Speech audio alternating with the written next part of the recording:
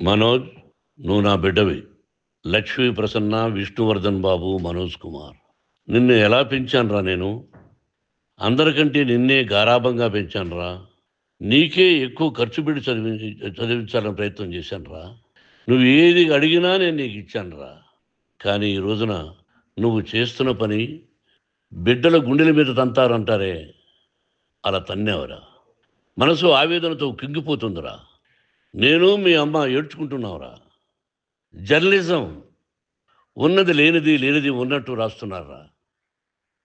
నువ్వు నన్ను కొట్టడం ఏంట్రా? నా బిడ్డ నన్ను తాకలా. ఇద్దరం ఘర్షణ పడ్డాం కొన్ని కారణాల వల్ల. ప్రతి ఫ్యామిలీలోనూ ఉంటాయిరా ఇవి.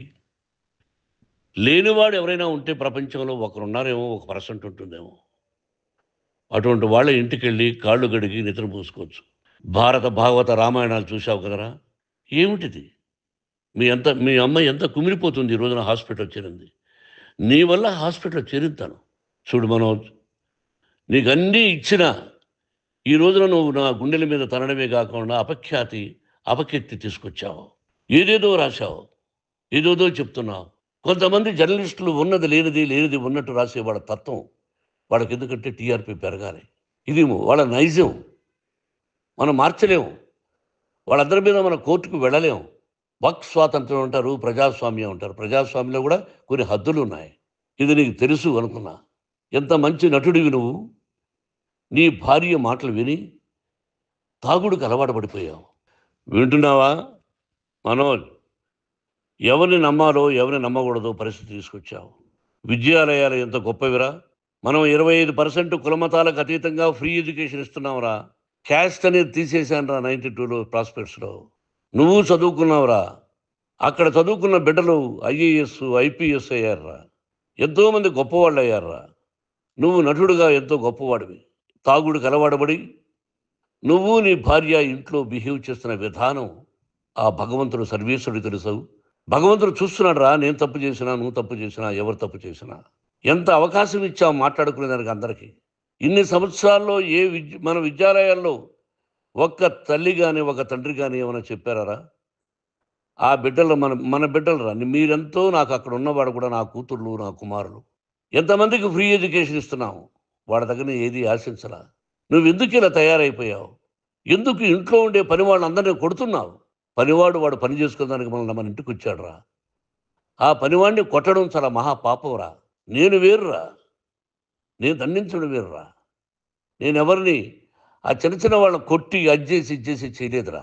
సినిమా ఇండస్ట్రీలో మోహన్ బాబు కొడతాడు, తిడతాడు అంటే అది షూటింగ్లో జరిగి ఉండొచ్చేమో. కానీ ఇంట్లో ఉండి 10 సంవత్సరాల నుంచి 20 సంవత్సరాల నుంచి పనివాళ్ళు ఉన్నారు. నేను ఇంట్లో లేని సమయంలో వాళ్ళందరినీ కొట్టి వాళ్ళ ఫోన్ లాక్కొని ఒకడైతే చచ్చిపోవాలి. వాడు పోలీస్ కంప్లైంట్ ఇచ్చి ఉండొచ్చు. నేను వద్దు అని వాడిని బతిమాలాడు. పోలీస్ కంప్లైంట్ కూడా ఇవ్వలా. ఇంకైనా నువ్వు నీ భార్య మారి బయట ఉండండి రా అన్నాను నేను. లేదు డాడీ, తప్పు చేయలేని ఒకసారి వచ్చావు, మళ్ళీ తప్పు చేశావు, మళ్ళీ వెళ్ళావు, మళ్ళీ ఈసారి తప్పు చేయనన్నావు. ఏమండి వీడు తప్పు చేయడం అని మీ అమ్మ చెప్పింది. ఇంట్లో పెట్టుకున్నా. మళ్ళీ నువ్వు చేస్తున్నది, ప్రతిరోజు నువ్వు తాగుతున్న విధానం నీకే తెలుసు. ఇది ప్రజలు నమ్ముతారా లేదా అనవసరం నాకు. నేను నీకు చెప్తున్నా, ఇంతటితో పులి స్టాప్ పెట్టాలి. 3 రోజుల నుంచి రకరకాలుగా రాస్తున్నప్పుడు నా మనసు ఆవేదనతో ఉంది. మళ్ళీ చెప్తున్నా, Mohan Babu university is greater than temples. Greater than temples. బిడ్డలను కాలేజీలో చేర్చుకునే ముందు చెప్తారు, అన్నయ్య ఎంత ఉంది యూనివర్సిటీ రూల్సు, ఇది మా పద్ధతి, మీకు ఇష్టమైతే చేర్చండి. గవర్నమెంట్ బిడ్డలను గవర్నమెంట్ ఏమి ఇస్తుందో ఇంత పర్సంటేజీ వాళ్ళకు కూడా మీ దగ్గర ఎందుకు డబ్బు తీసుకుంటున్నామంటే దానికి అర్థం పరమార్థం చెప్పాము. దొంగతనంగా తీసుకోలేదు. ప్రతి దానికి చెక్కులు ఉన్నాయి, అది అకౌంట్ ఉంది. దానిలో తప్పులు జరిగితే డిపార్ట్మెంట్ ఉంది. కాలేజీలో ఇంకేమైనా తప్పు జరిగితే గవర్నమెంట్ ఉంది. ఇవన్నీ నీకు తెలుసు. ఈ రోజున ప్రపంచంలోనే నెంబర్ 1గా చేయాలని మీ అన్న కష్టపడి ఇతర దేశాల్లో నెంబర్ 1 యూనివర్సిటీ టైఅప్ చేశాడు. ఈ రోజు నువ్వు చేసిన విధానం ఏమిటి? నువ్వే ఒకప్పుడు నాకు ఇవి ఏమొద్దు, నేను యాక్టింగ్ అన్నావు.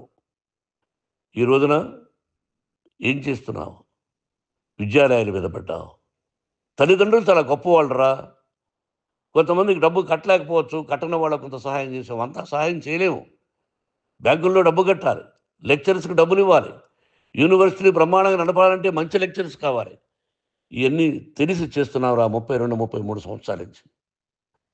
అది పక్కన పెడితే అందరినీ కొట్టడానికి వస్తావు, అందరినీ కొట్టడానికి వస్తావు, మీ అన్నం తిడతావు. ఒక వ్యక్తి వినయ్ గారనే ఆయన వ్యక్తి హెల్ప్ చేయడానికి వస్తే ఆ వినయ్ ఎవరు లజ్జాగుడికి చంపేస్తాను వాడు అన్నావు. ఇవన్నీ ఎంత తప్పురా? అంటే మీ నాన్నగారికి ఎవరు సహాయం చేయడానికి వస్తే వాళ్ళందరినీ లజ్జాగుడుకులు అంటావు, చంపేస్తానంటావు. మీ అన్నను చంపేస్తానన్నావు. చంపరా చూద్దాం మీ అన్న. నేనే అన్నా. తాకరా నీ ధైర్యం ఉంటే అన్నా. ఎంతమందిని చంపాలనుకుంటున్నావు, ఎంతమందిని చేయాలనుకుంటున్నావు, నువ్వు ఏం సాధించాలనుకుంటున్నావు ఆలోచించుకో. ఈ ఇంట్లోకి అడుగు పెట్టడానికి నీకు అధికారం లేదు. ఇది నా కష్టార్జితం. మా నాన్నగారు 10 రూపాయలు 10 పైసలు కూడా ఇవ్వలేదురా. మంచి జన్మనిచ్చాడు మా నాన్నగారు. మద్రాసుకు వెళ్ళి వీధుల్లో అడుగు తిన్నాను రా. ఒక పూట కూడా భోజనం లేకుండా అడుగు తిన్నాను రా. న్యాయంగా మోహన్ బాబు తిడతాడు కొడతాడంటారు కానీ మోసగాడని అనలేదురా.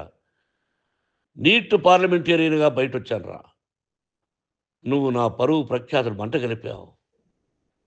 ఏమిటి నేను చేసిన అన్యాయం? నీకు జన్మనిచ్చాను, అదా నేను చేసిన పాపం. అందుకే ఇది నా ఇల్లు అన్నావు. నువ్వు నీ ఇల్లు కాదు. నీ కష్టార్జితంతో నువ్వు సంపాదించుకున్న ఇల్లు నీది. ఇది నా డబ్బు, నా కష్టార్జితం. నా కష్టార్జితంలో నేను పిలిస్తేనే మీరు ఇంట్లోకి రావాలి. అటువంటిది పోగొట్టుకున్నావు నువ్వు. ఆస్తులు అంటావా, ముగ్గురికి సమానంగా రాయాలా లేదా అది నా ఇష్టం. ఆస్తులు ఇస్తానా, లేకపోతే గంగపాలు చేస్తానా, లేకపోతే ఎవరికైనా దానధర్మాలు చేస్తానా, అది నాకు సంబంధించిందిరా. నా కష్టార్జితం రా. మీరు చేస్తున్న విధానం గుణగణాలు కావాలరా. మందు తాగచ్చురా. ఎంత తాగాలి? నేను కూడా 1 or 2 పెగ్స్ తీసుకుంటా. ఇది తప్పు కాదు, జనానికి తెలియాలి. నా డబ్బు ఇది. తాగి ఎవరిని కొట్ల, తాగి నేను తింటున్నా. అది ప్రజలకు అక్కర్లా. నేను తప్పు చేస్తేనే ప్రజలకు కావాలా. ఇవన్నీ ఉన్నాయిరా. ఇవన్నీ తెలుసుకో. జర్నలిస్ట్ సోదరులారా, మీకు నా గతాన్ని తెలుసు, నా భవిష్యత్తు, నేను ఎక్కడి నుంచి వచ్చాను కూడా మీకు తెలుసు. ఈ రోజున మీరు రాస్తున్న విధానం, నా బిడ్డ నన్ను కొట్టాడన్నారు. ఎంత తప్పు! ఈ రోజున నా బిడ్డ మీద కోపంతో అవును చెప్పచ్చు. కాదు, వాడు నా మీద చెయ్యెత్తలేదు. నేను ఘర్షణ పడ్డాం. ఘర్షణ వేరు, కొట్టుకోవడం వేరు. గాయాలతో హాస్పిటల్కి వచ్చి కుంటుకుంటుగా నడిచాడు. మళ్ళీ ఏమని పోలీస్ స్టేషన్కి వెళ్ళి చెప్పాడు. ఎవరో 2 ఉన్నారు, వాళ్ళిద్దరూ నా మీద దాడి చేశారన్నాడు. నా ఇంట్లో పనిచేస్తున్న వ్యక్తుల గురించి పోలీస్ స్టేషన్కి వెళ్ళి చెప్పవలసిన అవసరం అతనికి లేదు, హక్కు లేదు. పోలీస్ డిపార్ట్మెంట్ కూడా తెలుసుకోవాల్సిన విషయం. నా ఇంట్లో ఉండే వర్కర్స్ మీద నేను కంప్లైంట్ ఇవ్వాలి. నువ్వు పర్మిషన్ లేకుండా నా ఇంట్లోకి నువ్వు చొరబడి ఈ ఇల్లు నాదంటూ ఇంట్లో పనిచేస్తున్న వర్కర్స్ మీద కంప్లైంట్ ఇచ్చావు. అది ఎంతవరకు పోలీసు న్యాయమో రూల్సో చూద్దాం. పోలీస్ డిపార్ట్మెంట్ ఇంటికి వచ్చింది. వాళ్ళకి రాశాను ఉత్తరం, అయ్యా నేను సీనియర్ సిటిజన్ని, నాకు రక్షణ లేకుండా ఉంది, నా బిడ్డ వల్ల నా ఇంట్లో నుంచి నా బిడ్డను పంపించేసి ఇది నా ఇల్లని. వాళ్ళు నాకు సమాధానం ఇవ్వలేదు. ఇవ్వకపోగా ఎవరిని పట్టించుకోలేదు. ఇప్పుడు పోలీసు వాళ్ళు వచ్చి ఏమండి రూల్స్ ప్రకారం నా బిడ్డ ఇంటికి రాకూడదంటే మాకు హయ్యర్ అథారిటీ వాళ్ళు ఫోన్ చేశారు, మీరు ఎవరిని స్టాప్ చేయొద్దండి, బయట నుంచి ఎవరైనా వస్తే వాళ్ళని స్టాప్ చేయండి అన్నారు. 2 రోజుల నుంచి 10 మంది 20 మంది వస్తున్నారు. వాళ్ళు అలా చూస్తూ నిలబడ్డారు. వాళ్ళు ఫోటోలు తీసుకున్నారు, వాళ్ళ మీద మళ్ళీ వదిలేస్తున్నారు. ఎవరిని నిందించాలి? But I give respect to the police department.